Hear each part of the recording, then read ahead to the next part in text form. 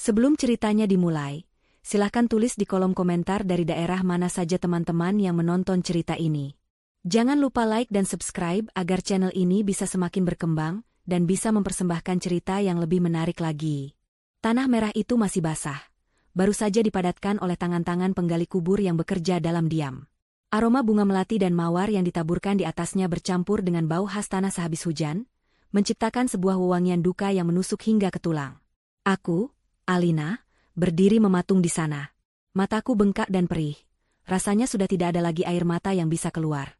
Seluruh energiku terkuras habis oleh tangisan semalam suntuk dan prosesi pemakaman yang terasa begitu panjang dan menyiksa. Ibu telah tiada. Wanita terkuat yang pernah kukenal, satu-satunya sandaran hidupku setelah ayah meninggal bertahun-tahun lalu, kini telah berbaring tenang di bawah gundukan tanah ini. Langit Jakarta yang mendung seolah ikut berduka. Orang-orang di sekelilingku, para kerabat dan tetangga, satu persatu menghampiri, menepuk pundakku, dan membisikkan kata-kata penghiburan yang terdengar seperti dengungan lebah di telingaku. Aku hanya bisa mengangguk, tersenyum tipis, atau sekadar menatap kosong. Pikiranku melayang, mencari satu sosok yang seharusnya berdiri paling tegap di sampingku saat ini. Bram, suamiku.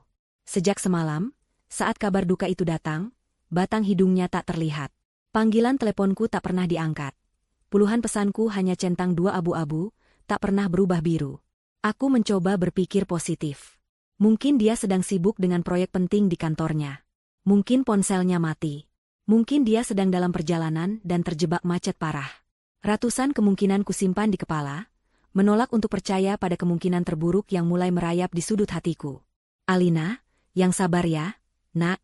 Ikhlaskan ibumu, ujar seorang bibi sambil memelukku. Aku mengangguk lagi. Tentu aku harus ikhlas. Tapi bagaimana aku bisa merasa utuh saat separuh pilar kekuatanku hilang, dan separuh lainnya entah berada di mana?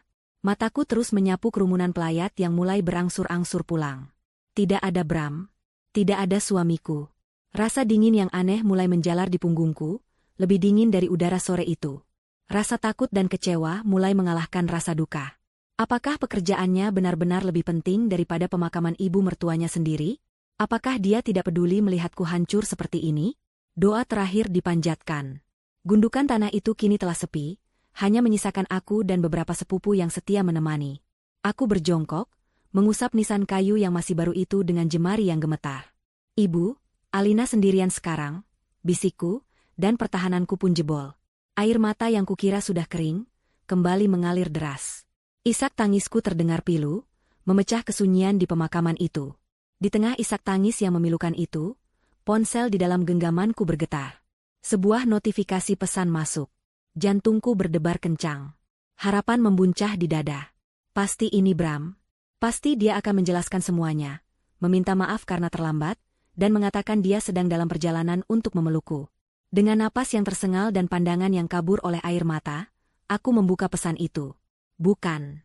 Itu bukan permintaan maaf. Itu bukan ucapan duka. Layar ponselku menampilkan sebuah gambar. 2 lembar tiket pesawat menuju Denpasar, Bali, untuk penerbangan sore ini. Di bawah gambar tiket itu, ada sebuah foto selfie. Bram, suamiku, tersenyum lebar dengan kacamata hitam bertengger di kepalanya. Di sebelahnya, seorang wanita yang kukenali sebagai Siska, juniornya di kantor, merangkul lengannya dengan manja sambil mengedipkan sebelah mata ke arah kamera. Latar belakang mereka adalah ruang tunggu bandara yang ramai. Mereka tampak begitu bahagia, begitu ceria, begitu tanpa beban. Duniaku berhenti berputar. Napasku tercekat di tenggorokan. Aku menggulir layar ke bawah dengan jari yang terasa kaku seperti es. Di sana, di bawah foto yang meremukan hatiku, ada sebaris kalimat pendek dari Bram. Kalimat yang akan selamanya terpatri dalam ingatanku sebagai belati paling tajam yang pernah menghunjamku. Aku butuh liburan, pusing dengar drama tangisanmu. Aku pergi sama Siska ke Bali 7 hari. Jangan ganggu. Aku membaca kalimat itu berulang kali. Setiap kata terasa seperti tamparan keras di wajahku. Drama tangisanmu. Kata-kata itu bergema di kepalaku. Jadi, duka citaku atas kepergian ibuku hanyalah sebuah drama baginya? Kesedihanku yang nyaris membuatku gila ini, hanyalah sebuah gangguan yang membuatnya pusing? Dan dia memilih untuk lari, bukan bersamaku, tapi bersama wanita lain? Ke Bali? Untuk bersenang-senang selama 7 hari? Tepat di hari ibuku dikuburkan? Seketika, air mataku berhenti mengalir. Isak tangisku lenyap, digantikan oleh keheningan yang mencekam di dalam diriku. Rasa duka yang tadinya memenuhi setiap rongga di tubuhku seolah tersedot keluar, dan kekosongan itu dengan cepat diisi oleh sesuatu yang lain. Sesuatu yang gelap, dingin, dan sangat kuat. Kebencian. Amarah yang membara begitu dahsyat hingga terasa membekukan. Hujan gerimis mulai turun, membasahi jilbab hitam yang kukenakan. 1 tetes, 2 tetes, lalu semakin deras. Tapi aku tidak merasakannya. Aku hanya menatap layar ponsel di tanganku, lalu beralih menatap gundukan tanah di hadapanku. Nisan ibuku. Wajah ibuku yang tersenyum terbayang di benakku, seolah memberiku kekuatan. Para sepupu yang melihat perubahan drastis di wajahku mulai mendekat dengan cemas. "Alin, kamu nggak apa-apa? Ayo kita pulang, sudah mau hujan deras," kata salah satunya sambil mencoba memegang lenganku. Aku menepis tangannya dengan pelan namun tegas. Aku bangkit berdiri, tubuhku terasa tegak dan kokoh, tidak lagi lunglai seperti beberapa menit yang lalu. Aku menatap lurus ke depan, ke arah jalan keluar pemakaman. Pandanganku tajam, fokus, seolah bisa melihat menembus masa depan. Hujan membasahi wajahku, menyamarkan jejak air mata yang sudah mengering. Di bawah rintik hujan yang semakin deras di pemakaman, di atas pusara ibuku yang masih basah, sebuah janji terucap tanpa suara dari dalam hatiku. Sebuah sumpah. "Ibu, lihat saja," bisikku pada angin. Suaraku terdengar asing di telingaku sendiri, datar dan tanpa emosi. "Lihat saja apa yang akan kulakukan pada mereka. 7 hari. Dia memberiku waktu 7 hari. Dan aku akan menggunakan setiap detiknya untuk membangun neraka yang akan menyambut kepulangannya." Perjalanan pulang terasa seperti mimpi buruk. Aku duduk di kursi penumpang, membiarkan sepupuku mengemudikan mobil dalam diam. Pemandangan di luar jendela, gedung-gedung, lampu jalan, rintik hujan yang menari di kaca, semuanya tampak buram dan tidak nyata. Satu-satunya hal yang jelas di pikiranku adalah gambar di ponselku dan kalimat kejam yang menyertainya. "Drama tangisanmu." Kalimat itu terus berputar seperti kaset rusak. Setiap putarannya mengikis habis sisa-sisa cinta dan hormat yang pernah kumiliki untuk Bram. Saat mobil akhirnya berhenti di depan rumah kami, rumah yang kubangun bata demi bata bersama Bram dengan segala harapan dan impian, rasanya aku ingin menyuruh sepupuku untuk terus melaju. Aku tidak mau masuk. Tempat yang dulu kusebut sebagai surga kecilku, kini terasa seperti penjara yang akan menyiksaku dengan kenangan. Namun, aku harus menghadapinya. "Makasih ya, Ran. Hati-hati di jalan," ucapku pada sepupuku, Rania.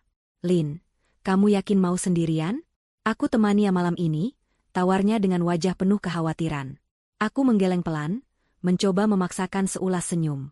"Nggak apa-apa, Ran. Aku butuh waktu sendiri." Rania tampak ragu, tapi akhirnya mengangguk dan melajukan mobilnya pergi setelah aku berjanji akan mengunci semua pintu dan segera menelepon jika butuh sesuatu. Aku berdiri di depan pagar, menatap rumah 2 lantai itu. Dari luar, semuanya tampak sama. Taman kecil yang selalu kurawat, lampu teras yang menyala hangat. Tapi aku tahu, di dalamnya, semuanya telah berubah. Kunci terasa berat dan dingin di tanganku saat aku membukanya. Begitu pintu terbuka, aroma khas rumah menyambutku.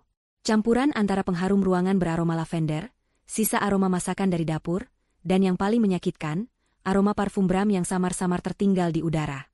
Aku melangkah masuk dan menutup pintu di belakangku. Suara klik dari kunci yang kuputar terdengar begitu keras di tengah keheningan, seolah menandai dimulainya kurungan penyiksaanku. Malam pertama tanpa ibu. Malam pertama setelah pengkhianatan suamiku. Aku berjalan melewati ruang tamu. Mataku tertuju pada foto pernikahan kami yang terpajang besar di dinding. Aku dan Bram, tersenyum bahagia, saling berpelukan. Dulu, foto itu selalu membuat hatiku hangat. Sekarang, melihatnya terasa seperti menelan serpihan kaca. Senyumnya tampak seperti sebuah kebohongan. Pelukannya terasa seperti jerat ular. Tanpa berpikir panjang, aku meraih foto itu, membantingnya ke lantai dengan sekuat tenaga. Suara kaca yang pecah berderai memecah keheningan, tetapi itu tidak cukup. Aku menginjak-injak serpihan foto itu, merobek wajah Bram dengan tumitku hingga tak bisa dikenali lagi. Napasku terengah-engah, dadaku naik turun. Amarah memberiku sedikit kelegaan, tetapi hanya sesaat. Setelah itu, kekosongan kembali datang, lebih besar dan lebih gelap dari sebelumnya. Aku berjalan seperti zombie menuju kamar kami. Pintu kamar ibu tertutup rapat. Aku tidak sanggup membukanya. Belum. Aku tahu jika aku masuk ke sana, melihat tempat tidurnya yang rapi dan kosong, aku akan benar-benar hancur. Jadi, Aku masuk ke kamarku sendiri. Kamar kami. Di atas tempat tidur, sisi tempat Bram biasa tidur masih terlihat sedikit berantakan, seolah dia baru saja bangkit dari sana. Bantalnya masih memiliki lekukan kepalanya. Aku mendekat, dan bau parfumnya semakin kuat. Di sanalah aku ambruk. Aku jatuh berlutut di samping tempat tidur, dan semua pertahananku runtuh. Aku meraung. Bukan lagi isak tangis pilu seperti di pemakaman, tapi sebuah raungan primal yang keluar dari lubuk jiwa yang paling dalam. Raungan seekor binatang yang terluka, yang kehilangan segalanya. Aku memukul-mukul kasur, menjambak rambutku sendiri, berharap rasa sakit fisik bisa mengalihkan rasa sakit di hatiku yang serasa dicabik-cabik. Aku menangisi ibuku. Aku menangisi pernikahanku. Aku menangisi kebodohanku karena telah begitu percaya pada seorang pria yang ternyata tidak punya hati. Entah berapa lama aku seperti itu. Waktu seolah kehilangan artinya. Saat tenagaku habis, aku hanya bisa terbaring di lantai yang dingin, memeluk bantal Bram, mencium aroma pengkhianatannya sambil terus terisak tanpa suara. Pandanganku kosong menatap langit-langit. Pikiran untuk mengakhiri semuanya mulai merayap masuk. Begitu menggoda. Untuk apa aku hidup? Ibuku sudah tiada. Suamiku berkhianat. Aku sendirian di dunia ini. Rasa sakit ini terlalu berat untuk ditanggung. Dengan sisa tenaga yang kumiliki, aku bangkit dan berjalan terhuyung-huyung ke arah dapur. Mataku tertuju pada satu benda. Sebilah pisau daging yang tajam, tergantung rapi di blok pisau magnetik di dinding. Aku meraihnya. Besi dingin itu terasa pas di genggamanku. Aku menatap pantulan wajahku yang kacau di bilahnya yang mengkilap. Wajah seorang wanita yang hancur. Pucat, dengan mata bengkak dan rambut acak-acakan. Inikah akhir dari perjalananku? Namun, saat aku menatap lebih dalam ke pantulan mataku sendiri, aku melihat sesuatu yang lain. Aku melihat sorot mata ibuku. Tegas, kuat, dan penuh semangat hidup. Tiba-tiba, sebuah kenangan melintas dengan begitu jelas. Beberapa bulan lalu, saat kami sedang duduk di teras sore hari, ibu menggenggam tanganku dan berkata, "Alina, dengarkan ibu. Dunia ini keras, dan terkadang orang yang paling kamu cintai adalah orang yang akan paling menyakitimu. Tapi ingat, kamu itu putri ibu. Kamu terbuat dari baja, bukan kaca. Kamu bisa bengkok, tapi kamu tidak akan pernah patah. Jangan pernah biarkan pria manapun merendahkanmu, putriku." Kata-kata itu menghantamku seperti sambaran petir. Aku terbuat dari baja, bukan kaca. Aku menatap pisau di tanganku, lalu menatap pantulan wajahku lagi. Amarah yang tadi sempat padam karena kesedihan, kini kembali menyala, lebih panas dari sebelumnya. Bukan, ini bukan amarah yang membabi buta. Ini adalah amarah yang dingin, terfokus, dan memiliki tujuan. Aku tidak akan membiarkan Bram menang. Aku tidak akan memberinya kepuasan melihatku hancur dan menyerah. Aku tidak akan menjadi gembel di jalanan seperti yang mungkin diharapkannya. Aku akan bangkit. Dan aku akan membalas semuanya. Dengan sebuah teriakan yang tertahan, aku melempar pisau itu sekuat tenaga hingga menancap di dinding kabinet dapur. Aku tidak akan mati. Aku akan hidup untuk membuat mereka berharap mereka yang mati. Sebuah ingatan lain muncul. Ingatan tentang rahasia kecil antara aku dan ibuku. Aku bergegas menuju kamar ibu. Tanganku gemetar saat memutar kenop pintu, tapi aku memaksakan diri untuk masuk. Aroma terapi minyak kayu putih, wangi khas ibuku, langsung menyergapku. Semuanya masih rapi seperti saat terakhir kali aku melihatnya. Aku berjalan menuju lemari pakaian tuanya yang terbuat dari kayu jati. Di bagian belakang, di balik tumpukan kain batiknya, ada sebuah panel kayu yang longgar. Aku mencongkelnya dengan kuku. Di baliknya, ada sebuah rongga kecil. Dan di dalamnya, tergeletak sebuah buku catatan bersampul kulit coklat. Aku menariknya keluar dan membawanya ke meja rias. Aku duduk di kursi yang biasa ibu duduki, merasakan kehadirannya di sekelilingku. Dengan jantung berdebar, aku membuka buku catatan itu. Di halaman pertama, tulisan tangan ibuku yang rapi menyambutku. Untuk putriku, Alina. Jika laki-laki menghancurkanmu, gunakan ini untuk menghancurkannya kembali. Aku terkesiap. Ibuku. Wanita luar biasa itu, bahkan setelah tiada, masih menjagaku. Aku mulai membalik halaman demi halaman. Buku itu bukan buku harian biasa. Itu adalah sebuah berkas investigasi. Di dalamnya, ibuku dengan cermat mencatat semua kejanggalan keuangan Bram. Tanggal, jumlah, dan keterangan setiap transfer mencurigakan dari rekening bersama kami ke rekening lain. Ada catatan seperti 15 juta, biaya servis mobil tahunan, tapi mobil baru diservis bulan lalu. Atau 10 juta, investasi saham teman, tapi tidak pernah cerita apa-apa. Di beberapa halaman, ibuku bahkan menempelkan struk ATM yang ditemukannya di saku celana Bram. Dan di halaman-halaman terakhir, ada daftar aset-aset yang dibeli Bram tanpa sepengetahuanku, lengkap dengan salinan bukti kepemilikannya. Puncaknya adalah sebuah nama dan nomor rekening. Siska Amelia. Puluhan juta rupiah telah mengalir ke rekening itu selama setahun terakhir. Napasku terasa sesak karena campuran antara sakit hati dan kekaguman pada ibuku. Dia tahu. Selama ini dia tahu tapi memilih diam. Mungkin untuk menjagaku, sambil diam-diam mengumpulkan semua senjata ini. Dan di halaman paling akhir, ada 2 nama dan nomor telepon dengan catatan kecil di sampingnya. Ratna Sari, SH, pengacara terbaik. Sahabat lamaku. Dia akan membelamu sampai mati. Dewa Mahendra, investigator swasta, Bali. Andal dan bisa dipercaya. Untuk jaga-jaga, aku menutup buku itu. Air mataku kembali menetes. Tapi kali ini bukan air mata kesedihan. Ini adalah air mata haru dan terima kasih.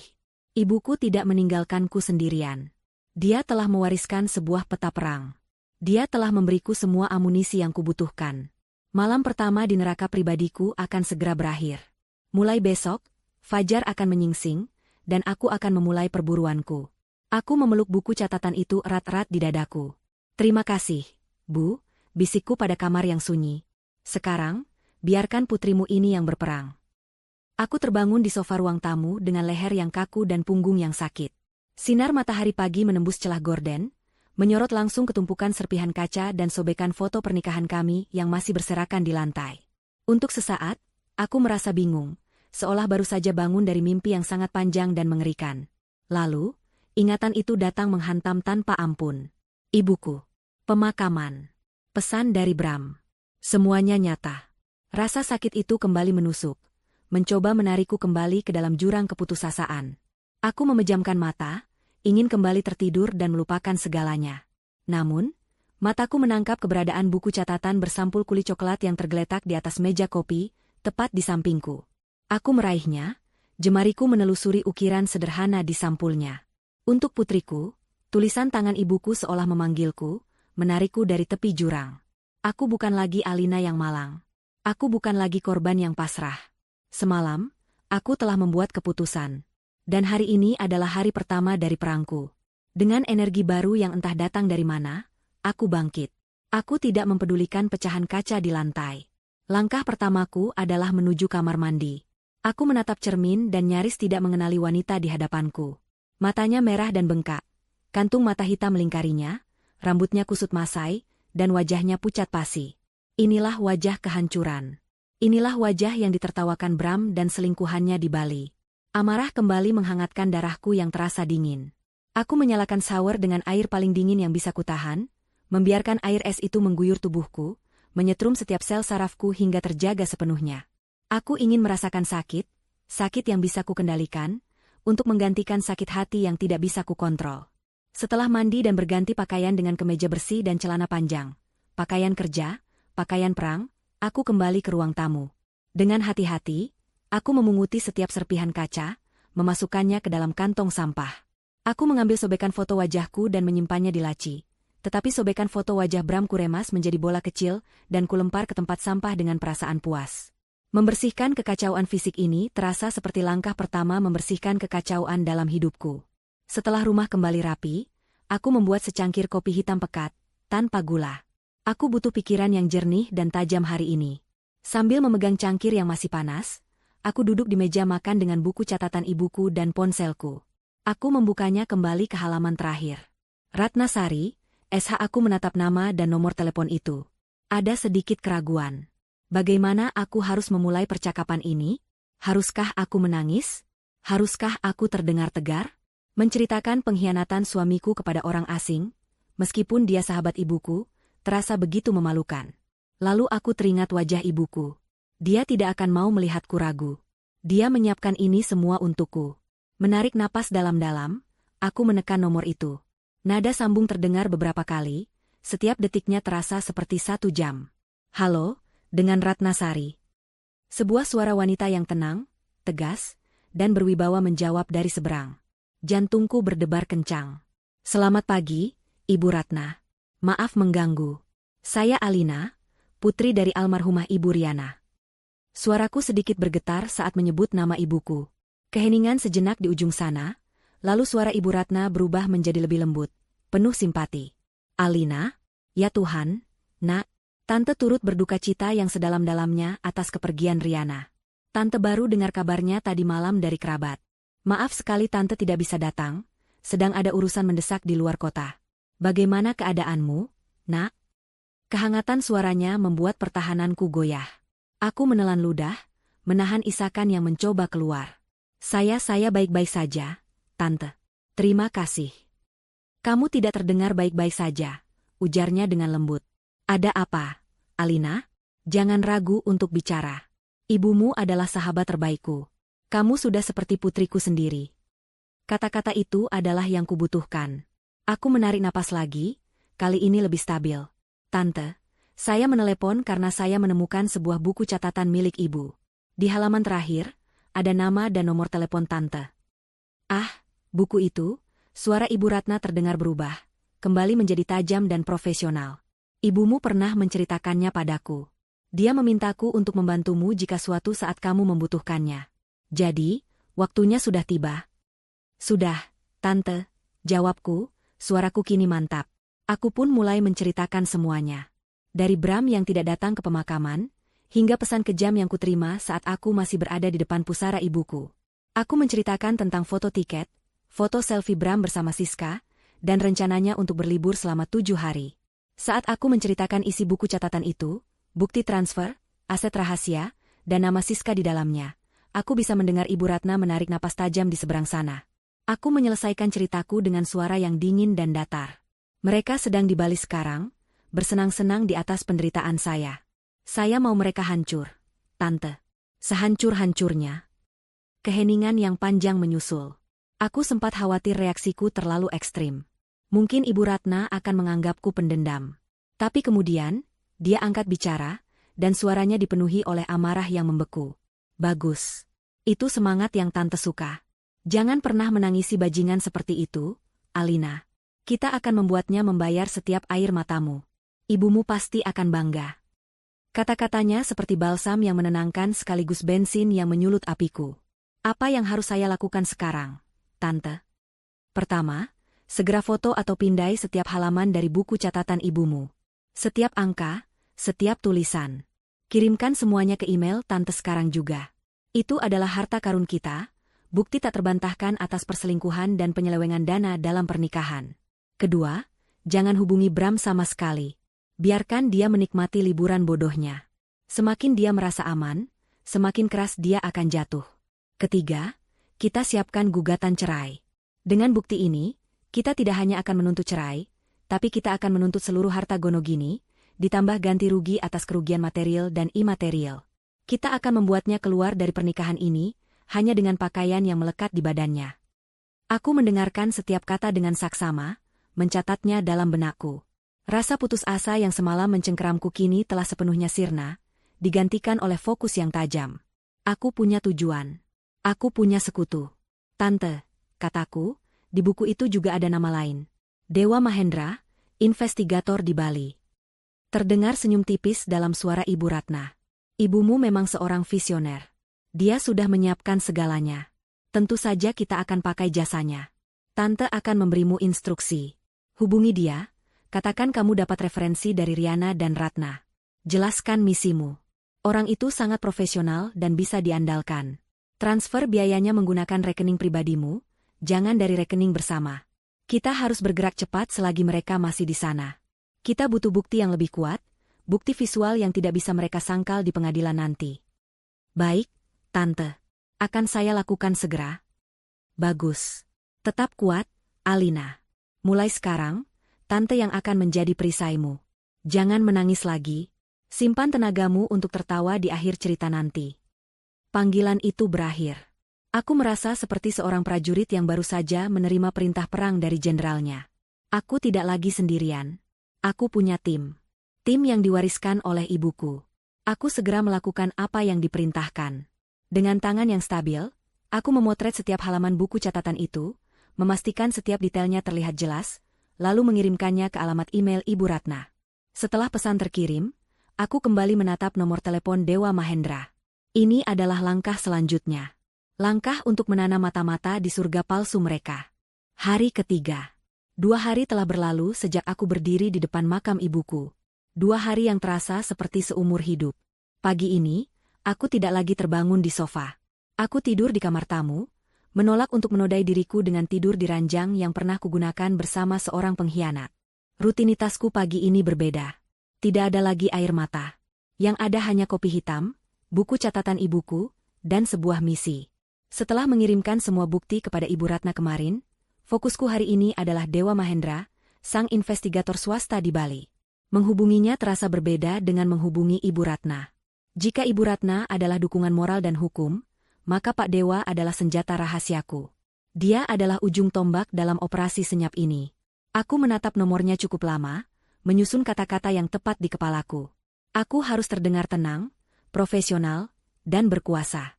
Aku tidak boleh terdengar seperti istri yang tersakiti.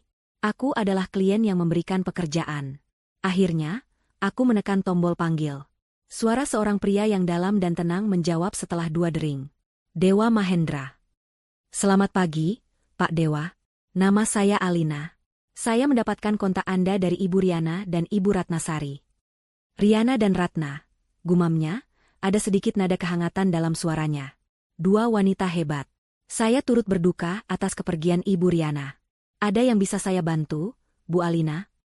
Profesionalismenya langsung membuatku merasa nyaman. Terima kasih, Pak. Ya, ada. Saya butuh jasa Anda. Suami saya, Bramantio, sedang berlibur di Bali bersama seorang wanita bernama Siska Amelia. Mereka tiba 2 hari yang lalu dan akan berada di sana selama 5 hari lagi. Saya butuh pengawasan penuh. Pengawasan penuh. Bisa Anda jelaskan lebih detail apa yang Anda inginkan sebagai hasilnya? Tanyanya lugas. Saya mau semuanya. Jawabku tanpa ragu, suaraku dingin dan mantap. Saya mau foto, video, rekaman audio jika memungkinkan. Kemana mereka pergi, apa yang mereka makan, dengan siapa mereka bertemu, di mana mereka menginap. Saya ingin tahu setiap detail dari liburan mereka. Dan yang paling penting, aku berhenti sejenak, saya butuh bukti perselingkuhan yang absolut dan tidak terbantahkan. Bukti visual yang intim. Semakin memalukan bagi mereka, semakin baik untuk saya. Pak Dewa diam sejenak. Aku bisa membayangkan dia sedang mencerna permintaanku. Saya mengerti, katanya akhirnya. Ini bisa dilakukan. Kirimkan saya foto terbaru suami Anda dan wanita itu, detail penerbangan mereka jika ada, dan informasi apapun yang Anda miliki tentang kemungkinan lokasi mereka menginap. Saya akan kirimkan rincian biaya dan nomor rekening saya. Setelah pembayaran diterima, tim saya akan langsung bergerak. Saya tidak punya informasi hotel, tapi saya akan kirimkan foto selfie mereka di bandara. Uang akan saya transfer dalam 10 menit. Baik, Bu Alina. Anda akan menerima laporan pertama sore ini. Percakapan selesai. Singkat, padat, dan efisien. Aku segera mengirimkan foto terkutuk itu, foto yang telah menghancurkan duniaku, kepada Pak Dewa, bersama dengan detail nama lengkap mereka. Kemudian, aku mentransfer sejumlah uang yang cukup besar dari rekening tabungan pribadiku, rekening yang berisi warisan dari ayahku, yang tidak pernah diketahui Bram. Investasi untuk sebuah keadilan. Setelah semuanya selesai, babak baru penyiksaan dimulai, menunggu. Rumah yang besar ini terasa semakin sunyi. Setiap detik terasa merayap. Aku mencoba menyibukkan diri. Aku membersihkan seluruh rumah hingga berkilau, membuang semua sisa-sisa keberadaan Bram yang bisa kutemukan. Majalah otomotifnya, sepatunya yang tergeletak di rak, bahkan muk kopi favoritnya kumasukkan ke dalam kardus. Namun, pikiranku tidak bisa lepas dari Bali. Aku membayangkan Bram dan Siska, tertawa di pantai, bergandengan tangan, tanpa sedikit pun rasa bersalah. Karena tidak tahan, aku melakukan sesuatu yang kutahu akan menyakitkan, tetapi perlu. Aku membuka laptopku dan mencari nama Siska Amelia di media sosial. Akunnya tidak dikunci. Dan apa yang kulihat di sana membuat darahku mendidih. Halamannya dipenuhi dengan foto-foto yang menampilkan citra seorang wanita baik-baik, sukses, dan religius. Ada foto saat dia memberikan sumbangan ke panti asuhan, foto bersama keluarganya dengan caption, harta yang tak ternilai. Bahkan kutipan-kutipan bijak tentang karma dan pentingnya menjadi orang baik. Sebuah kepalsuan yang sempurna. Pelakor berkedok malaikat. Rasa jijik menjalari diriku. Aku menyimpan beberapa foto dan tautan profilnya. Ini akan menjadi amunisi tambahan nanti. Tepat seperti yang dijanjikan, sore harinya ponselku bergetar. Sebuah pesan masuk dari nomor tak dikenal melalui aplikasi pesan terenkripsi. Dari Pak Dewa. Jantungku berdegup kencang saat membukanya. Isinya sebuah foto. Diambil dari jarak jauh menggunakan lensa tele. Gambarnya sedikit kabur tapi pesannya sangat jelas. Bram dan Siska sedang berada di sebuah kafe di pinggir pantai Canggu. Bram sedang mengoleskan lotion tabir surya di punggung Siska yang hanya terbalut bikini. Mereka tertawa, wajah mereka begitu dekat, begitu mesra. Aku menatap foto itu lama sekali. Tidak ada air mata. Yang kurasakan hanyalah dinginnya baja yang melapisi hatiku semakin tebal. Ini nyata. Bukan lagi sekadar pesan teks, tapi sebuah bukti visual. Pengkhianatan mereka terpampang nyata dalam sebuah gambar. Aku menyimpan foto itu, memberinya nama file, Bukti 01. Selama 2 hari berikutnya, laporan dari Pak Dewa terus mengalir masuk, menjadi rutinitas mengerikan dalam hari-hariku yang kosong. Sebuah foto mereka sedang makan malam romantis di Jimbaran, diterangi cahaya lilin. Video singkat mereka berjalan di Monkey Forest Ubud, Bram merangkul pinggang Siska dengan posesif. Pesan teks yang memberitahukan bahwa mereka baru saja menghabiskan jutaan rupiah untuk berbelanja di Seminyak. Setiap pembaruan adalah sayatan kecil di hatiku, tetapi juga sebuah batu bata baru untuk membangun dinding pembalasanku. Aku melacak seluruh liburan romantis mereka dari kesunyian rumahku di Jakarta, merasakan setiap tusukan pengkhianatan mereka sebagai bahan bakar untuk amarahku. Lalu, pada sore di hari keempat, sebuah pesan penting masuk dari Pak Dewa. Pesan yang mengubah segalanya. Laporan. Target BFS baru saja check out dari hotel mereka di Seminyak. Informasi yang saya dapat, mereka akan pindah ke sebuah private villa di daerah Tegalalang, Ubud, untuk 3 malam terakhir. Sangat terpencil, pemandangan sawah, dan punya kolam renang pribadi. Ini adalah kesempatan terbaik untuk mendapatkan bukti definitif yang Anda inginkan. Aku membaca pesan itu berulang kali. Private villa. Tempat yang sempurna bagi mereka untuk melakukan apapun yang mereka inginkan tanpa gangguan. Tempat yang sempurna untuk menjebak mereka. Apa yang bisa Anda lakukan, Pak? Balasku dengan cepat. Balasan darinya datang beberapa menit kemudian, membuat darahku berdesir karena antisipasi. Tenang saja, Bu Alina. Salah satu staf kebersihan di villa itu adalah orang saya. Saya akan mengatur sebuah hadiah penyambutan kecil di kamar tidur mereka sebelum mereka tiba. Anda akan mendapatkan rekaman berkualitas tinggi. Mereka tidak akan pernah tahu apa yang merekam mereka. Hari kelima. Aku terbangun sebelum fajar menyingsing. Selama 4 hari terakhir, tidur hanyalah sebuah jeda singkat yang gelisah, bukan istirahat. Tapi pagi ini berbeda.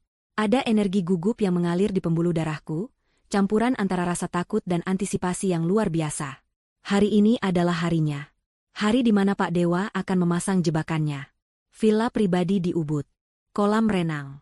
Kamera tersembunyi. 3 elemen yang akan menjadi panggung bagi drama kehancuran mereka. Aku mondar-mandir di ruang tamu yang terasa menyesakkan. Setiap dering telepon dari nomor tak dikenal membuatku tersentak. Setiap notifikasi email membuat jantungku berdegup lebih kencang. Menunggu kabar dari Bali terasa seperti siksaan paling lambat di dunia. Untuk mengalihkan pikiranku, aku memutuskan untuk fokus pada medan perang yang lain, hukum dan keuangan. Aku tidak bisa hanya menunggu bom itu meledak. Aku harus meletakkan ranjau di sekelilingnya. Aku menelepon Ibu Ratna. Suaranya yang tenang dan penuh kendali langsung menenangkanku. Alina, bagaimana kabarmu pagi ini? Sapanya. Gelisah, Tante. Tim Pak Dewa akan beraksi hari ini.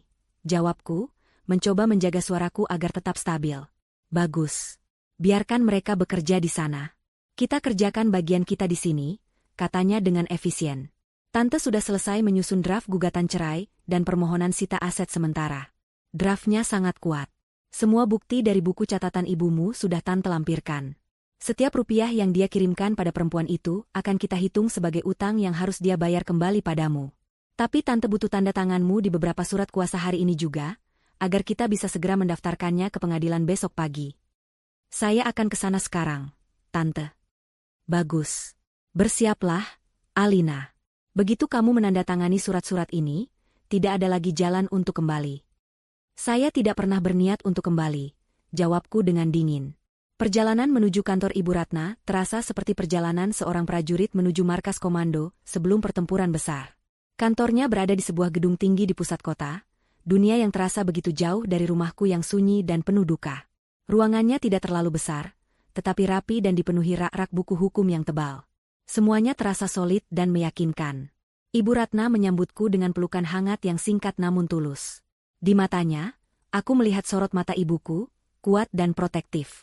Dia tidak menyajikan basa-basi. Di atas mejanya yang terbuat dari kayu mahoni, sudah tergeletak setumpuk dokumen yang tebal. Ini, katanya sambil menunjuk tumpukan kertas itu. Ini adalah tiket kebebasanmu dan surat kehancuran untuknya. Dia menjelaskan setiap dokumen dengan sabar.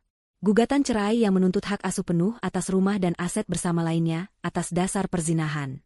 Permohonan kepada pengadilan untuk membekukan semua rekening bank bersama dan kartu kredit atas nama Bram untuk mencegahnya melarikan uang. Surat kuasa yang memberinya wewenang penuh untuk bertindak atas namaku. Setiap klausul, setiap pasal, terasa seperti sebilah pedang yang diasah dengan tajam. Aku mengambil pena yang disodorkannya. Ujung pena itu terasa dingin di jariku. Aku menatap kolom tanda tangan di dokumen pertama. Di bawah namaku, Alina Farida, tertulis statusku, penggugat. Untuk sesaat, aku ragu. Bukan karena aku ingin kembali pada Bram, tetapi karena realitas dari tindakanku ini begitu besar. Ini adalah akhir resmi dari pernikahanku, dari hidup yang kukenal selama 5 tahun terakhir. Lalu, wajah Bram dan Siska yang tertawa di bandara melintas di benakku. Aku teringat kata-katanya, drama tangisanmu. Keraguan itu lenyap seketika, digantikan oleh bara api. Dengan tangan yang mantap, aku membubuhkan tanda tanganku. Satu persatu, di setiap dokumen yang membutuhkan, aku menuliskan namaku dengan tekanan yang kuat, seolah setiap goresan pena adalah paku yang kutancapkan di peti mati pernikahanku. Setelah semua selesai, aku merasa jauh lebih ringan. Aku telah menyerahkan kendali pada ahlinya. Aku sudah melakukan bagianku. Sekarang, aku hanya perlu menunggu senjata pamungkasku tiba. Aku kembali ke rumah saat hari sudah sore. Langit mulai berwarna oranye, tetapi di dalam rumah terasa gelap dan dingin. Aku tidak menyalakan lampu. Aku hanya duduk di depan laptopku di ruang kerja, layarnya menjadi satu-satunya sumber cahaya. Aku membuka emailku, merefresh halaman itu setiap beberapa menit sekali. Menit-menit berlalu menjadi jam. Jantungku berdebar tak karuan. Apakah rencananya berhasil? Apakah mereka curiga? Tepat pukul 9 malam, saat aku hampir menyerah pada kegelisahan, sebuah notifikasi email muncul. Jantungku serasa berhenti berdetak. Pengirim, Dewa Mahendra. Subjek, video kemenangan. Tanganku gemetar hebat saat menggerakkan kursor menuju email itu. Aku mengkliknya. Tidak ada teks apapun di badan email, hanya sebuah tautan unduhan ke file video berukuran besar. Aku mengunduhnya, proses yang memakan waktu beberapa menit yang terasa seperti selamanya. Setelah selesai, aku menarik napas dalam-dalam, menguatkan hatiku, lalu mengklik 2 kali pada file video itu. Sebuah pemutar media terbuka. Layar hitam, lalu muncul gambar. Kualitasnya sangat jernih. Sudut pandangnya sedikit dari atas, sepertinya dari detektor asap atau unit pendingin udara di langit-langit. Rekaman itu menampilkan sebuah kamar tidur villa yang mewah dengan pintu kaca besar yang menghadap ke kolam renang pribadi yang diterangi cahaya temaram. Pintu kamar terbuka. Bram dan Siska masuk sambil tertawa. Mereka tampak sedikit mabuk, mungkin sehabis makan malam dengan anggur. Bram langsung memeluk Siska dari belakang, mencium lehernya. Pemandangan itu membuat perutku mual, tapi aku memaksa diriku untuk terus menonton. Sayang, tempat ini luar biasa, kata Siska dengan suara manja, sambil membelai tangan Bram yang melingkari perutnya. Aku bisa tinggal di sini selamanya. Apapun untukmu, jawab Bram. Mereka mulai berciuman dengan liar. Aku memalingkan wajah sejenak, menahan rasa jijik. Ini adalah suamiku, pria yang tidur di sampingku setiap malam, kini sedang melumat bibir wanita lain tanpa rasa malu. Tapi aku tahu bagian terpenting belum datang. Aku harus mendengar apa yang mereka katakan. Setelah beberapa saat, mereka melepaskan diri. Siska berjalan ke arah pintu kaca, menatap pemandangan luar. Setelah semuanya selesai nanti, aku mau kita beli villa seperti ini, katanya. Sabar, sayang, sahut Bram sambil membuka kancing kemejanya. Kita urus dulu perceraianku dengan si ratu drama itu. Setelah rumah di Jakarta terjual, kita bisa beli apa saja yang kita mau. Ratu drama. Dia mengatakannya lagi. Darahku terasa membeku. Siska tertawa kecil, tawa yang terdengar seperti lonceng kematian di telingaku. Dia berbalik menghadap Bram. Kira-kira berapa lama prosesnya?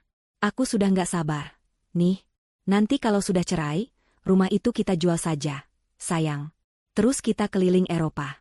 Si Alina paling juga jadi gembel di jalanan, nggak akan punya apa-apa. Aku menahan napas. Inilah saatnya.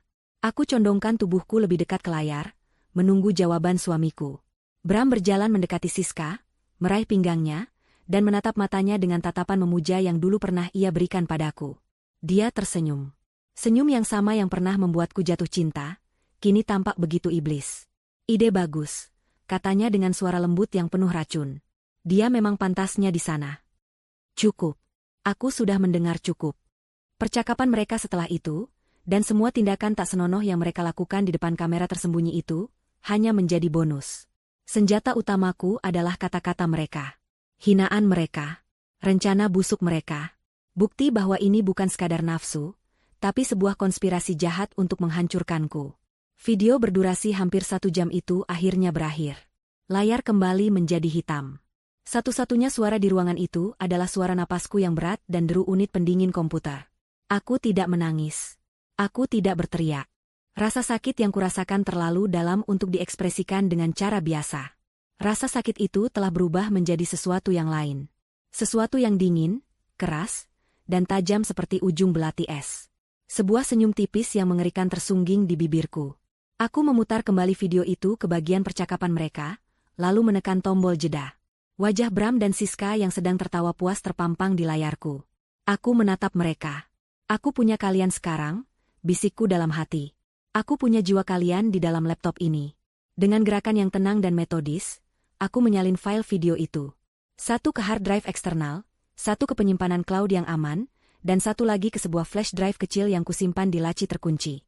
Amunisi telah diamankan. Bom atomku siap diluncurkan kapan saja. Aku mematikan laptop, dan kegelapan total menyelimuti ruangan itu. Tapi di dalam diriku, aku bisa merasakan cahaya kemenangan yang mulai bersinar. Hari ke-6. Hanya 1 hari tersisa sebelum mereka kembali.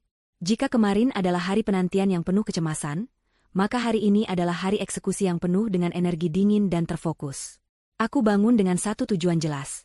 Membersihkan rumahku, hidupku, dari semua jejak parasit yang bernama Bramantio. Pagi-pagi sekali, teleponku berdering. Ibu Ratna. Alina, ada kabar baik, katanya tanpa basa-basi. Permohonan sita sementara kita dikabulkan oleh hakim tadi pagi. Aku sudah mengirimkan surat perintahnya ke semua bank terkait. Mulai detik ini, semua rekening bersama kalian dibekukan. Dia tidak akan bisa menarik 1 rupiah pun. Kartu kredit tambahannya yang terhubung ke rekening itu juga sudah diblokir. Aku tersenyum puas. Kapan kira-kira efeknya akan terasa olehnya, Tante? Mungkin saat dia mencoba check out dari villa mahal itu besok pagi. Atau saat dia mencoba membeli oleh-oleh di bandara. Bayangkan saja wajahnya saat kartunya ditolak. Itu akan menjadi sambutan pertama dari kita, bahkan sebelum dia menginjakan kaki di Jakarta. Sempurna, bisikku. Terima kasih banyak, Tante. Sama-sama, Nak. Sekarang, lakukan apa yang harus kamu lakukan. Persiapkan bentengmu. Panggilan itu berakhir. Langkah pertama dari badai telah dimulai. Sebuah gelombang kecil telah dikirim untuk mengguncang kapal pesiar mereka yang sedang berlayar tenang. Sekarang, saatnya aku mempersiapkan tsunami yang akan menyambut mereka di daratan. Aku mengenakan pakaian paling nyaman yang kumiliki, mengikat rambutku ke belakang, dan memakai sarung tangan karet. Misiku hari ini, operasi pengusiran. Aku memulai dari ruangan yang paling personal, walk-in closet kami. Sisi kananku penuh dengan pakaianku, sementara sisi kirinya adalah wilayah kekuasaan Bram. Dulu, aku suka melihat sisi itu, deretan kemeja dan jasnya yang rapi memberiku rasa bangga. Hari ini, aku melihatnya sebagai tumpukan kain tak berharga yang mengotori rumahku. Aku mengambil kantong sampah hitam ukuran paling besar. Tanpa ragu, aku mulai mencabut semua pakaiannya dari gantungan. Kemeja-kemeja sutra, jas-jas rancangan desainer ternama, celana bahan yang mahal. Aku tidak melipatnya. Aku meremasnya dan memasukkannya dengan kasar ke dalam kantong sampah. Setiap helai pakaian yang masuk ke dalam kantong terasa seperti sebuah kemenangan kecil. Aku membayangkan Siska pernah membelai jas ini, atau Bram mengenakan kemeja itu saat berkencan dengannya. Rasa jijik memberiku kekuatan. Selanjutnya, laci koleksi jam tangannya. Ada belasan jam tangan mewah di sana, masing-masing dengan ceritanya sendiri. Yang ini hadiah ulang tahun dariku.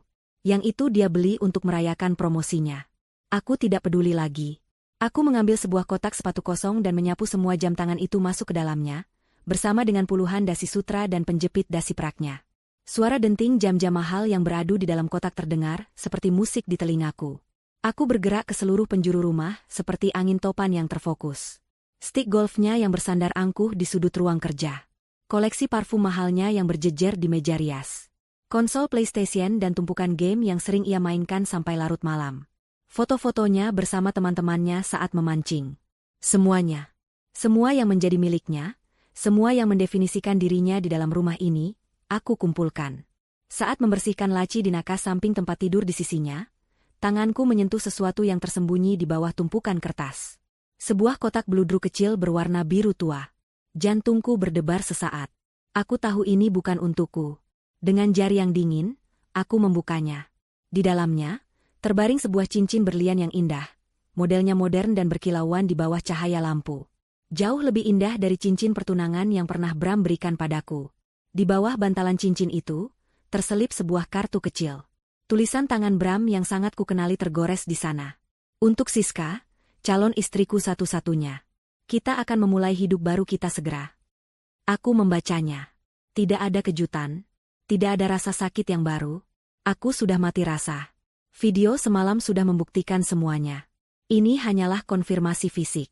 Dia tidak hanya berselingkuh. Dia sedang membangun kehidupan baru, merencanakan pernikahan baru, sementara aku di sini meratapi kematian ibuku. Aku tidak berteriak. Aku tidak menangis. Aku tertawa. Tawa pelan yang terdengar serak dan dingin bahkan di telingaku sendiri. Calon istriku satu-satunya. Betapa ironisnya. Dia membeli cincin ini mungkin dengan uang dari rekening bersama kami. Uangku. Hadiah perpisahan yang bagus. Gumamku pada diriku sendiri. Aku menutup kotak itu dan memasukkannya ke dalam sakuku. Ini bukan lagi sekadar bukti. Ini adalah trofi kemenanganku. Kartu as yang akan kumainkan di saat yang paling tepat. Tumpukan barang Bram sudah menggunung di ruang tamu. Terlalu banyak untuk kupindahkan sendiri. Aku menelepon Rania, sepupuku. Ran, bisa bantu aku sebentar? Aku butuh tenaga laki-laki. Ajak suamimu kalau bisa. Aku mau buang sampah. Setengah jam kemudian, Rania dan suaminya tiba. Wajah mereka penuh kebingungan saat melihat tumpukan barang di ruang tamu. Aku tidak perlu menjelaskan banyak. Aku mau semua barang ini keluar dari rumahku. Sekarang juga. Letakkan saja di teras depan. Rania menatapku, matanya mencari jawaban. Dia pasti melihat sesuatu yang berbeda di wajahku. Kekuatan. Ketegasan. Dia tidak bertanya lebih jauh. Dia hanya mengangguk pada suaminya, dan mereka pun mulai bekerja. Dalam 1 jam, semua jejak Bram telah lenyap dari dalam rumah. Semua barangnya kini menumpuk di teras, menciptakan sebuah monumen pengkhianatan yang memalukan, siap menyambut kepulangan sang raja. Setelah Rania dan suaminya pamit, aku berdiri di ambang pintu, menatap gunungan barang itu. Rumah di belakangku terasa begitu luas, bersih, dan damai. Ini bukan lagi rumah kami. Ini adalah rumahku. Aku telah merebutnya kembali. Badai telah kupersiapkan. Petir dan guruhnya kusimpan dalam sebuah file video. Hujan badainya akan dimulai dari kartu kredit yang ditolak. Dan tsunaminya adalah gunungan barang ini, yang akan menjadi pemandangan pertama yang menyambutnya pulang dari surga. Aku menutup pintu, menguncinya, dan tersenyum. Besok. Semuanya akan berakhir besok. Hari ke-7. Hari penghakiman. Aku bangun pagi itu dengan perasaan yang aneh. Bukan lagi gelisah, bukan juga sedih. Yang kurasakan adalah sebuah ketenangan yang dingin, setenang danau di musim dingin yang permukaannya beku namun di bawahnya ada kekuatan yang dahsyat. Semalam aku tidur nyenyak untuk pertama kalinya dalam seminggu. Aku tidak lagi memimpikan ibuku atau pengkhianatan Bram. Aku memimpikan keheningan. Jadwal penerbangan mereka dari Denpasar akan mendarat di Jakarta sore nanti. Aku punya waktu beberapa jam untuk meletakkan bidak-bidak terakhir di papan caturku. Medan perang fisik dan hukum telah siap. Pagi ini, aku akan melancarkan serangan ke medan perang ketiga, yang mungkin paling menyakitkan bagi wanita seperti Siska, medan perang reputasi. Aku menyalakan laptopku, secangkir teh jahe hangat menemaniku. Aku membuka kembali folder berisi semua amunisiku. Foto-foto dari Pak Dewa, tangkapan layar profil media sosial Siska yang penuh kemunafikan, dan tentu saja, tautan ke video kemenangan. Namun, aku tidak akan menggunakan video itu. Itu terlalu vulgar, terlalu mentah. Itu adalah bom atomku, dan aku akan menyimpannya untuk kudetonasikan tepat di wajah mereka. Untuk serangan publik, aku akan menggunakan pisau bedah yang lebih presisi. Aku mulai bekerja. Dengan ketelitian seorang editor, aku membuat sebuah kolase gambar. Di satu sisi, aku letakkan tangkapan layar dari unggahan Siska, fotonya saat acara bakti sosial dengan caption, "Berbagi itu indah." Kutipannya tentang, "Karma tidak pernah salah alamat," dan fotonya bersama seorang teman wanita dengan tulisan, "Wanita sejati menguatkan wanita lain, bukan menjatuhkannya." Di sisi lain, aku letakkan foto-foto dari Pak Dewa, foto Siska yang hanya berbalut bikini saat Bram mengoleskan tabir surya di punggungnya, foto mereka berciuman di restoran saat makan malam romantis, dan foto mereka berpelukan mesra saat berjalan-jalan. Kontrasnya begitu tajam, begitu memuakan. Di bagian tengah kolase itu, aku menambahkan sebuah tulisan dengan huruf tebal yang sederhana namun menusuk, "Ibunya meninggal dunia di Jakarta. Suaminya pergi berlibur bersama wanita ini di Bali." Aku menatap karyaku dengan puas. Ini lebih dari cukup. Ini tidak menyerang moralitasnya secara umum, tapi menyerang kemanusiaannya yang paling dasar. Siapapun yang melihat ini akan merasakan jijik yang sama denganku. Selanjutnya adalah distribusinya. Aku masuk ke akun email anonim yang telah kubuat beberapa hari lalu. Aku menulis sebuah pesan singkat, kepada YTH. Bapak Ibu Pimpinan. Terlampir informasi mengenai salah satu karyawan Anda, Siska Amelia, yang mungkin perlu menjadi pertimbangan terkait citra dan etika perusahaan. Terima kasih. Aku melampirkan kolase gambar itu. Penerimanya? Aku sudah melakukan riset kecil-kecilan. Aku mengirimkannya ke alamat email umum bagian HRD di kantor Siska, dan ke beberapa alamat email manajer yang berhasil kutemukan di situs jejaring profesional. Setelah itu, aku membuka Instagram. Aku mengirimkan gambar yang sama melalui pesan langsung ke 3 akun gosip terbesar di Jakarta, dengan pesan singkat, "Info panas, Min. Pelakor nggak punya hati nurani. Cek tanggalnya, suaminya liburan pas ibu mertuanya meninggal." Aku menekan tombol, kirim, pada semua pesan itu.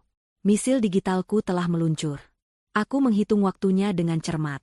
Pesawat mereka akan lepas landas dalam 1 jam. Saat mereka berada di udara selama hampir 2 jam, tanpa koneksi internet, api akan mulai berkobar. Begitu mereka mendarat dan menyalakan ponsel, mereka akan disambut oleh neraka ciptaan mereka sendiri. Setelah tugas itu selesai, aku menutup laptopku. Fase pertama selesai. Sekarang fase kedua, persiapan fisik. Aku menelepon sebuah jasa penggantian kunci profesional, dan membuat janji untuk 1 jam dari sekarang. Selagi menunggu, kurir dari kantor Ibu Ratna tiba, mengantarkan sebuah amplop coklat besar dan tebal. Isinya adalah salinan gugatan cerai dan surat panggilan resmi dari Pengadilan Agama untuk sidang pertama. Aku mengambil selotip bening yang paling kuat dan menempelkan amplop itu tepat di tengah-tengah pintu depan rumahku. Amplop itu tampak begitu mencolok. Sebuah proklamasi bisu tentang apa yang menanti di baliknya. Tukang kunci datang dan bekerja dengan cepat. Dalam waktu kurang dari 1 jam, semua lubang kunci di rumahku telah diganti. Dia menyerahkan 1 set kunci baru kepadaku. Saat aku menggenggam kunci-kunci itu, aku merasakan sebuah gelombang kelegaan yang luar biasa. Ini adalah penegasan terakhir. Tidak ada lagi akses untuknya. Dia resmi menjadi orang asing di rumah ini. Terakhir, aku melakukan satu hal lagi untuk diriku sendiri. Aku pergi ke salon langganan ibuku. Aku disambut dengan tatapan prihatin dan ucapan duka, tapi aku hanya tersenyum dan berkata, "Tolong buat saya jadi cantik hari ini, Mbak." Potong rambut model baru, cereambat, manikur, pedikur. Semuanya. Selama 3 jam berikutnya, aku membiarkan diriku dirawat. Aku memejamkan mata saat rambutku dipotong, membuang semua kenangan buruk bersama helai-helai rambut yang jatuh ke lantai. Aku memilih cat kuku berwarna merah marun, warna yang melambangkan kekuatan dan keberanian. Saat aku akhirnya menatap cermin, wanita yang balas menatapku tampak berbeda. Rambutnya lebih pendek dan segar, wajahnya tampak lebih cerah, dan yang terpenting, matanya tidak lagi menunjukkan kesedihan. Mata itu bersinar dengan cahaya dingin penuh determinasi. Aku tidak melakukan ini untuk Bram. Aku melakukan ini untuk diriku sendiri. Aku ingin menunjukkan pada diriku sendiri bahwa aku tidak hancur. Aku sedang membangun kembali diriku menjadi versi yang lebih kuat. Aku pulang ke rumah, mengenakan gaun terusan sederhana namun elegan dan riasan tipis. Aku memandang sekali lagi ke teras yang dipenuhi tumpukan barang Bram. Pemandangan yang sempurna. Lalu, dengan tenang, Aku berjalan keluar rumah, mengunci pintu dengan kunci baruku, dan menuju sebuah kafe kecil di seberang jalan kompleks perumahanku. Kafe itu memiliki jendela besar yang menghadap langsung ke jalan masuk rumahku. Aku memesan secangkir teh kamomil, duduk di sudut yang nyaman, dan menunggu. Pesta penyambutan di gerbang neraka akan segera dimulai. Langit sore mulai menggelap saat sebuah taksi berwarna biru berhenti tepat di depan gerbang rumahku. Aku, dari tempatku duduk di seberang jalan, bisa melihatnya dengan jelas. Jantungku berdetak sedikit lebih cepat, bukan karena gugup, tapi karena adrenalin. Waktu pertunjukan telah tiba. Pintu taksi terbuka. Bram keluar lebih dulu, mengenakan kacamata hitam dan kemeja linen yang sedikit kusut. Dia tampak lelah karena perjalanan, tetapi ada sisa-sisa rona bahagia dari liburan di wajahnya yang kecoklatan. Dia tertawa sambil mengatakan sesuatu kepada Siska yang menyusul keluar dari taksi. Siska, dengan gaun musim panas dan topi lebar, juga tertawa. Mereka terlihat seperti pasangan normal yang baru pulang dari liburan impian, sibuk menurunkan koper dan tas jinjing berisi oleh-oleh. Tawa mereka berhenti seketika. Aku melihat momen itu dengan sangat jelas. Bram, yang hendak membuka gerbang, membeku di tempat. Matanya terpaku pada sesuatu yang tergantung di sana. Poster besar hasil karyaku. Selamat datang kembali, pengkhianat. Meskipun dari jauh aku tidak bisa melihat ekspresinya dengan detail, bahasa tubuhnya mengatakan segalanya. Bahunya yang tadinya santai menjadi tegang. Dia menoleh pada Siska dengan tatapan bingung. Siska berjalan mendekat, dan saat dia melihat poster itu, dia menutup mulutnya dengan sebelah tangan. Kepanikan mulai terlihat di wajahnya. Bram, tampaknya mengira ini hanyalah lelucon murahan, mendorong gerbang dengan kasar. Dan di sanalah mereka mendapatkan kejutan kedua. Di teras depan, terhampar pemandangan yang surreal. Seluruh harta benda pribadinya, koper-koper berisi setelan jas mahal, kotak-kotak berisi koleksi jam tangannya, tas golfnya, bahkan konsol permainannya, semuanya menumpuk seperti gunungan sampah. Apa-apaan ini? Aku bisa mendengar teriakannya bahkan dari seberang jalan. Kemarahannya meledak. Dia meninggalkan koper-kopernya di trotoar dan menyerbu ke arah pintu depan. Alina, keluar kamu. Alina, teriaknya sambil menggedor-gedor pintu dengan kepalan tangannya. Siska tampak semakin panik. Beberapa tetangga mulai membuka gorden jendela mereka, tertarik oleh keributan itu. Siska mencoba menarik lengan Bram, mungkin menyuruhnya untuk tenang, tapi Bram menepisnya dengan kasar. Alina, buka pintunya, brengsek. Dia merogoh sakunya, mengeluarkan kunci rumah. Dia memasukkannya ke lubang kunci, memutarnya dengan paksa. Gagal. Dia mencobanya lagi. Gagal. Kunci itu tidak mau berputar. Dia tidak tahu bahwa lubang kunci itu sudah menjadi rumah bagi mekanisme yang sama sekali baru. Wajahnya yang marah kini bercampur dengan kebingungan total. Dan saat itulah matanya menangkap amplop coklat besar yang tertempel di pintu. Dengan gerakan kasar, dia merobek amplop itu dari pintu. Tangannya yang gemetar merobek kertas tebal itu. Dia menarik keluar isinya. Aku bisa melihat dari jauh bagaimana tubuhnya menegang saat membaca lembaran pertama. Dia mungkin membaca kop suratnya, pengadilan agama. Lalu judulnya, gugatan cerai. Dia terhuyung mundur selangkah, seolah baru saja menerima pukulan telak di ulu hati. Dia menatap kertas di tangannya, lalu ke tumpukan barangnya, lalu ke pintu yang tertutup rapat. Dunia yang dia tinggalkan 7 hari yang lalu dalam keadaan baik-baik saja, kini telah runtuh di depan matanya. Sementara Bram terpaku dalam keterkejutannya, neraka lain terbuka untuk Siska. Ponselnya, yang mungkin baru saja diaktifkan setelah mendarat, mulai bergetar dan berbunyi tanpa henti. Notifikasi berdenting susul-menyusul seperti senapan mesin. Wajahnya pucat pasi saat menatap layar ponselnya. Aku bisa membayangkan apa yang dia lihat. Ratusan pesan WhatsApp. Puluhan panggilan tak terjawab. Dan mungkin, saat dia membuka Instagram, dia melihat wajahnya terpampang di akun gosip, di-tag oleh teman-temannya, dengan ratusan komentar kejam yang sudah membanjirinya. Bram, panggilnya dengan suara gemetar. Bram, lihat ini. Tapi Bram tidak peduli. Dia masih diliputi amarah dan syoknya sendiri. Ini semua gara-gara kamu, teriak Bram, tiba-tiba menuding Siska. Pasti kamu yang pamer di media sosial, kan? Membuat Alina tahu. Aku? Kamu yang mengirim pesan padanya. Kamu yang meninggalkannya di hari pemakaman ibunya. Balas Siska, kini air matanya mulai mengalir. Kantorku semua orang tahu, Bram, aku bisa dipecat. Mereka mulai bertengkar hebat di halaman depan rumahku. Saling menyalahkan, saling meneriakkan kata-kata kasar. Pemandangan yang begitu menyedihkan sekaligus memuaskan. Dua pengkhianat itu kini saling mencabik satu sama lain, tepat seperti yang kuharapkan. Para tetangga kini tidak lagi hanya mengintip. Beberapa bahkan sudah berdiri di teras rumah mereka, menonton drama gratis itu. Di puncak pertengkaran mereka, saat Bram baru saja akan melontarkan hinaan lain pada Siska, sebuah suara menginterupsi mereka. Klik. Pintu depan rumahku terbuka. Bram dan Siska langsung terdiam, kepala mereka serentak menoleh ke arah pintu. Mereka mungkin mengharapkan aku yang keluar, dengan wajah sembab atau histeris. Tapi bukan aku. Yang berdiri di ambang pintu adalah Ibu Ratna, dengan setelan kerja berwarna gelap yang membuatnya tampak begitu berwibawa dan mengintimidasi. Di belakangnya, berdiri dua orang satpam perumahan berbadan tegap. Ibu Ratna menatap Bram dengan tatapan dingin tanpa emosi. "Selamat sore, Bapak Bramantio," sapanya, suaranya tenang namun memotong udara seperti pisau. "Klien saya, Ibu Alina, bersedia menemui Anda. Tapi ada syaratnya." Dia berhenti sejenak, membiarkan kata-katanya meresap. Lalu, matanya beralih ke Siska, menyapunya dari ujung rambut sampai ujung kaki dengan tatapan penuh penghinaan. "Hanya Anda," lanjutnya, kembali menatap Bram. "Perempuan ini dilarang menginjakan kaki di properti ini." Perintah Ibu Ratna begitu absolut, sehingga bahkan satpam pun tidak berani membantahnya. Bram, dengan wajah pucat dan kebingungan yang masih tergambar jelas, melirik Siska yang berdiri gemetar di luar gerbang. Siska menatapnya dengan pandangan memohon, berharap Bram akan membelanya, menariknya masuk bersamanya. Tapi Bram tidak melakukannya.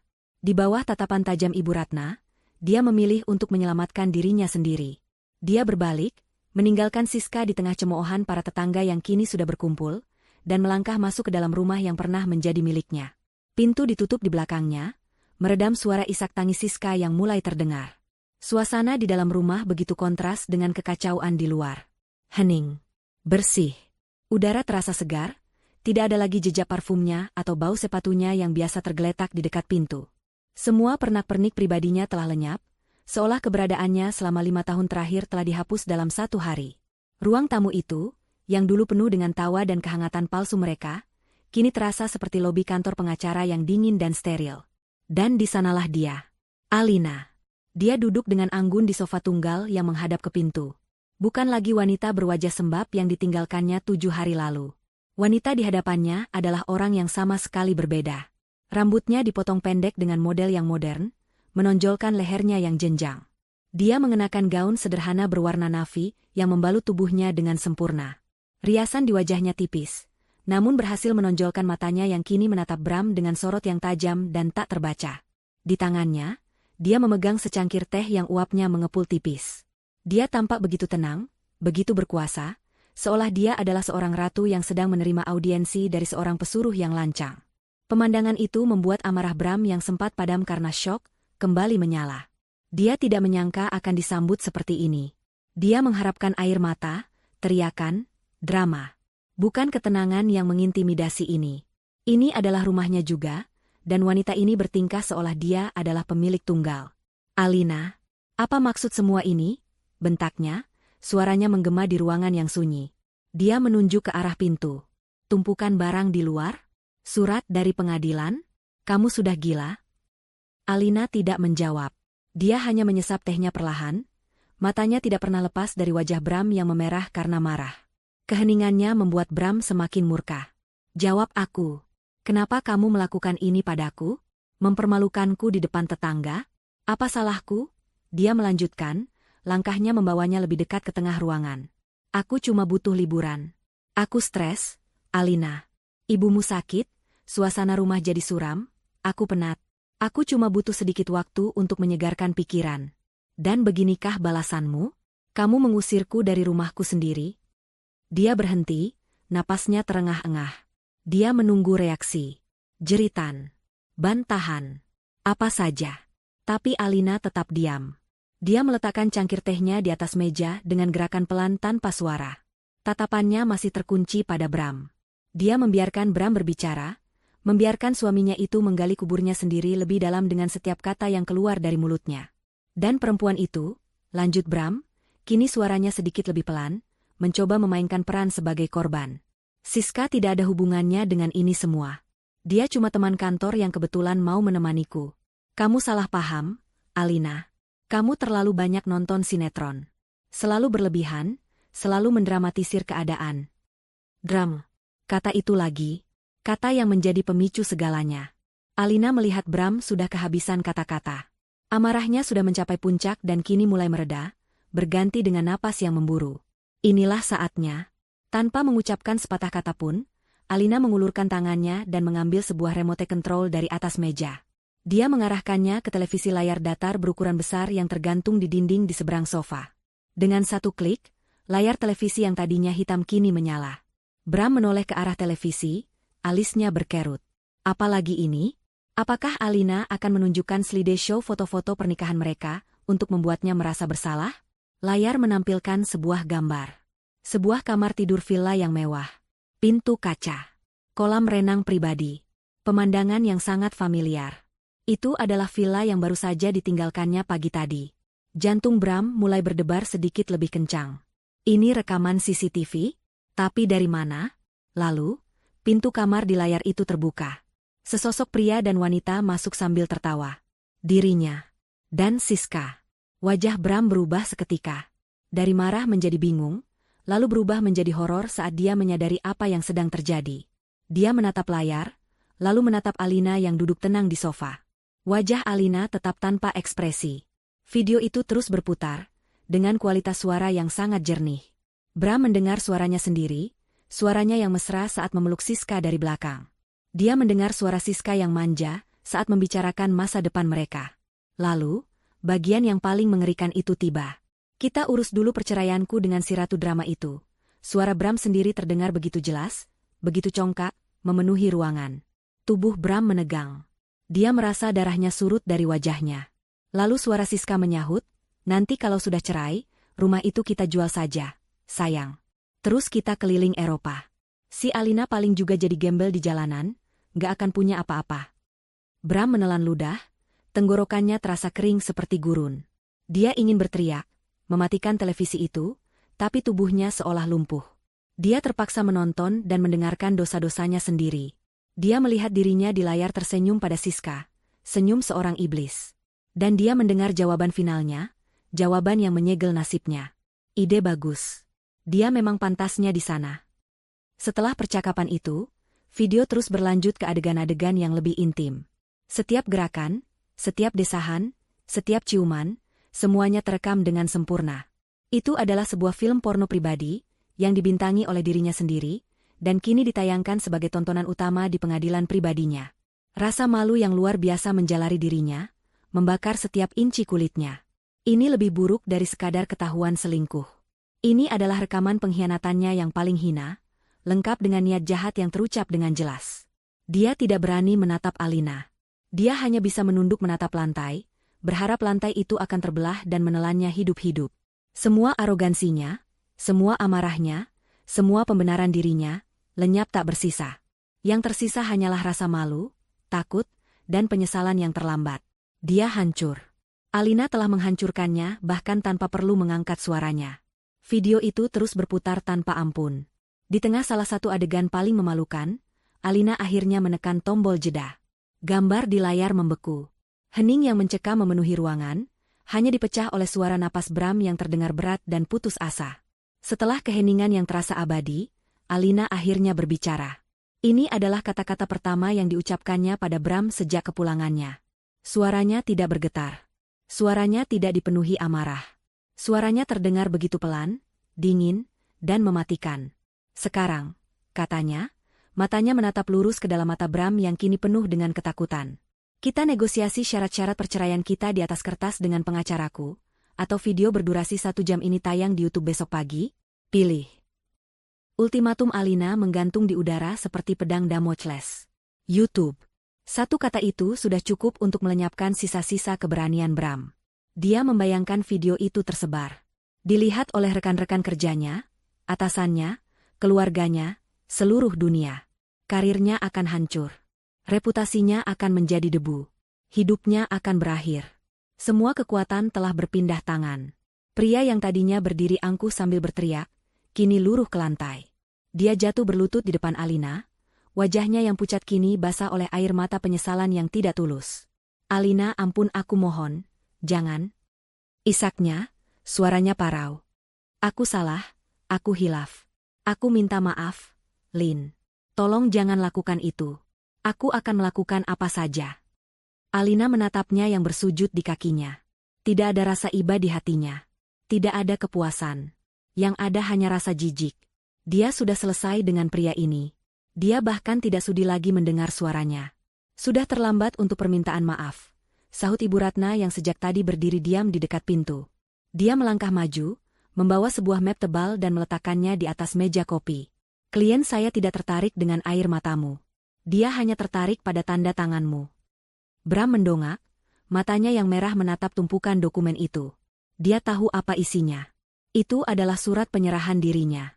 Ibu Ratna menjelaskan isinya dengan singkat dan tanpa emosi. Surat pernyataan cerai tanpa syarat. Perjanjian pembagian harta yang menyatakan Bram melepaskan haknya atas rumah, mobil, dan semua aset bersama lainnya. Surat kuasa untuk menjual aset-aset tersebut. Dan yang terakhir, sebuah surat perjanjian yang menyatakan Bram akan membayar ganti rugi kerugian imaterial dalam jumlah yang fantastis, yang akan dicicil dari gajinya selama 10 tahun ke depan. Di bagian bawah, ada klausul non-disclosure yang sangat ketat, melarangnya untuk berbicara tentang video itu atau detail perceraian ini kepada siapapun, seumur hidupnya. Ini perampokan, bisik Bram, tidak percaya. Alina tertawa kecil, tawa dingin pertama yang didengar Bram darinya. Anggap saja ini biaya liburanmu di Bali, katanya. Murah, kan? Di bawah ancaman video yang bisa meledak kapan saja, Bram tidak punya pilihan. Dengan tangan yang gemetar hebat, dia menandatangani setiap lembar dokumen. Setiap goresan pena terasa seperti sayatan di kulitnya, mengupas habis semua yang pernah dimilikinya. Dia menandatangani akhir dari pernikahannya, akhir dari kekayaannya, akhir dari hidup nyamannya. Setelah tanda tangan terakhir dibubuhkan, Ibu Ratna mengambil kembali dokumen-dokumen itu. Sudah selesai, katanya. Sekarang, silakan keluar dari rumah ini. Satpam akan mengantar Anda. Bram bangkit dengan lunglai, seperti boneka yang talinya putus. Dia menatap Alina untuk terakhir kalinya, mencari setitik belas kasihan di matanya. Tapi yang dia temukan hanyalah kekosongan yang dingin. Dia telah menjadi orang asing. Satpam kemudian menggiringnya keluar pintu, menuju tumpukan barangnya yang masih teronggok di teras. Di luar, Siska sudah tidak ada. Jalanan sudah sepi. Dia benar-benar sendirian sekarang. Beberapa minggu berlalu. Proses perceraian berjalan secepat kilat karena Bram tidak mengajukan perlawanan sama sekali. Reputasi Siska hancur lebur. Kolase gambar yang dikirim Alina menjadi viral di lingkungan kantornya. Dia dipecat dengan tidak hormat atas dasar pelanggaran etika perusahaan. Tanpa pekerjaan dan dengan nama yang sudah tercemar, tidak ada lagi yang mau menerimanya. Bram, yang kini hidup menumpang di rumah saudaranya dan gajinya dipotong untuk membayar utang pada Alina, tentu saja mencampakkannya begitu saja. Mereka berdua, yang tadinya merasa di puncak dunia, kini telah jatuh ke titik terendah. Alina, sementara itu, mulai membangun kembali hidupnya. Sesuai rencana, dia menjual rumah itu beserta semua kenangan pahit di dalamnya. Dengan uang hasil penjualan dan ganti rugi dari Bram, dia membeli sebuah apartemen yang nyaman di pusat kota, tempat yang lebih dekat dengan butik kue kecil yang selalu diimpikannya. Dia mulai mengikuti kursus bisnis dan patisserie, menuangkan seluruh energi dan semangatnya untuk mewujudkan cita-citanya. Suatu sore, saat dia baru saja pulang dari kelasnya, dia melihat dua sosok yang lusuh menunggunya di lobi apartemen. Bram dan Siska. Penampilan mereka sangat menyedihkan. Bram tampak jauh lebih kurus. Pakaiannya kumal. Siska, yang dulu selalu tampil glamor, kini terlihat kuyu tanpa riasan, matanya bengkak dan kosong. Melihat Alina, mereka bergegas menghampiri dan tanpa disangka, langsung berlutut di hadapannya, di tengah lobi yang ramai. Alina, tolong maafkan kami, isak Bram, mencoba meraih ujung pakaian Alina. Aku sudah kehilangan segalanya. Pekerjaanku terancam, aku tidak punya apa-apa lagi. Tolong, cabut tuntutan ganti rugimu. Aku juga, Al, sambung Siska dengan suara parau. Aku sudah hancur. Tidak ada yang mau mempekerjakanku. Tolong, kami mohon. Orang-orang di lobi mulai berbisik-bisik. Dulu, pemandangan ini mungkin akan memuaskannya. Tapi sekarang, Alina hanya merasakan kehampaan saat menatap mereka. Mereka bukan lagi monster yang menyakitinya.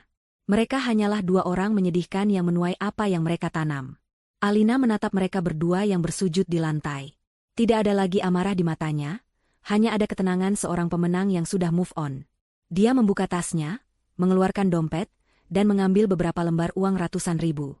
Dia menaruhnya di tangan Bram yang terulur. "Ini," katanya, suaranya tenang dan datar. "Cukup untuk ongkos kalian cari kehidupan baru di kota lain. Jangan pernah tunjukkan wajah kalian lagi di hadapanku. Kalian sudah tidak ada lagi dalam hidupku."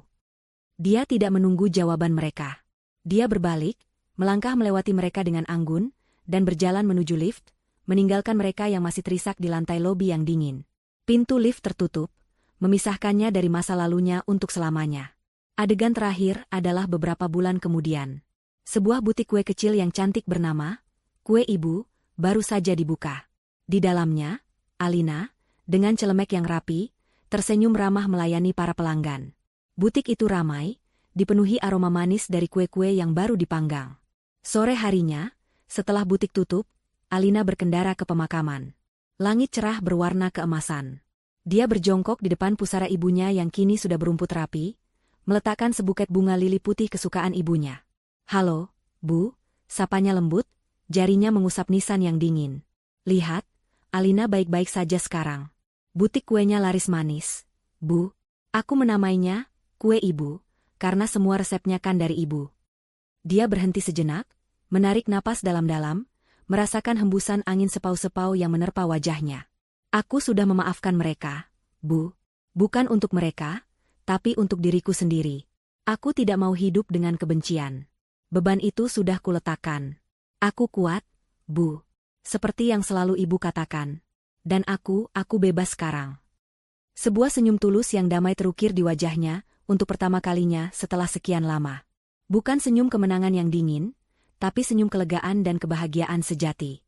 Dia telah melewati badai tergelap dalam hidupnya, dan kini dia berdiri tegak di bawah langit yang cerah, siap menyambut fajar yang baru.